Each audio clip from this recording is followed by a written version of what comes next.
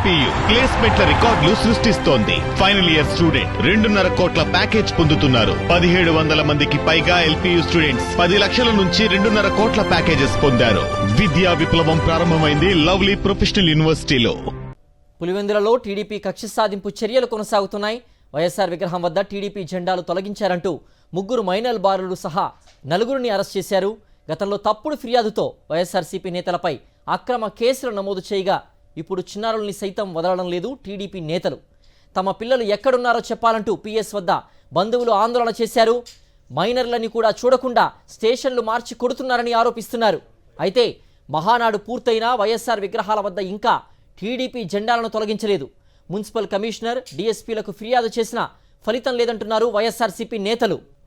వాళ్ళ మేనమామి సరి పిలిచిపోయింది వారికి మాది కనంపల్లె. వాడి ఇంటికాడు ఉన్నాడు నా కొడుకు. నేనైనా అన్నాను, ఎందుకు పిలిచిపోతున్నారో, ఏం కోసం పిలిచిపోతున్నావు అని చెప్పినాను. కానీ తనైతే ఏమన్నాడంటే ఎక్కడ లేదులే ఇక్కడే అని చెప్పినాడు.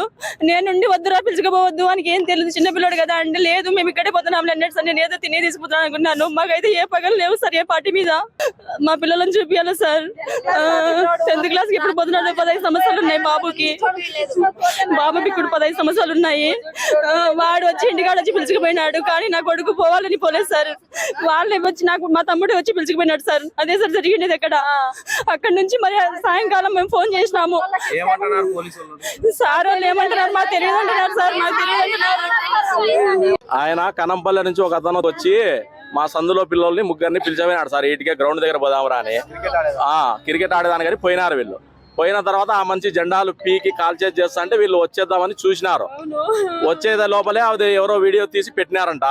వాళ్ళు తెలుగుదేశం వాళ్ళు వచ్చినారు, పోలీసు వాళ్ళు వచ్చినారు, వాళ్ళ పిల్లల్ని వేసుకొని పోయినారు. మాకు 8 వరకు తెలియదు. వేరే వాళ్ళు చెప్పిండి ఇటుకు వచ్చి అడిగినాము. ఇక్కడ లేడు అక్కడ లేడు అని రాత్రి 12 వరకు ఇడే ఉన్నాం. మేము ఉన్న తర్వాత మాకు చూపిలే ఇప్పటి వరకు. కానీ ఇప్పుడు అడుగుతా అంటే వాళ్ళు పోవడం తప్పు, వాళ్ళ మీద కేసు కట్టినాము, రిమాండ్ అవుతుంది, బెయిల్ పెట్టుకోండి, ఆధార్ కార్డులు జిరాక్స్ చేయండి అని చెప్తాడు సార్.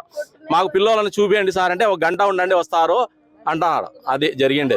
వీళ్ళు పిల్లోళ్ళు 14 సంవత్సరాల పిల్లోళ్ళు, వాళ్ళకేం తెలియదు. ఇప్పుడు వాడు చేసినాడు తప్పే, వాడిని ఏమైనా చేసుకోమనండి. వీళ్ళని పిలిచబోయి రాత్రి నుంచి చూపించకుండా కొట్టాల్సినంత వీళ్ళేమో మర్డర్లు చేసినారా ఏమన్నా?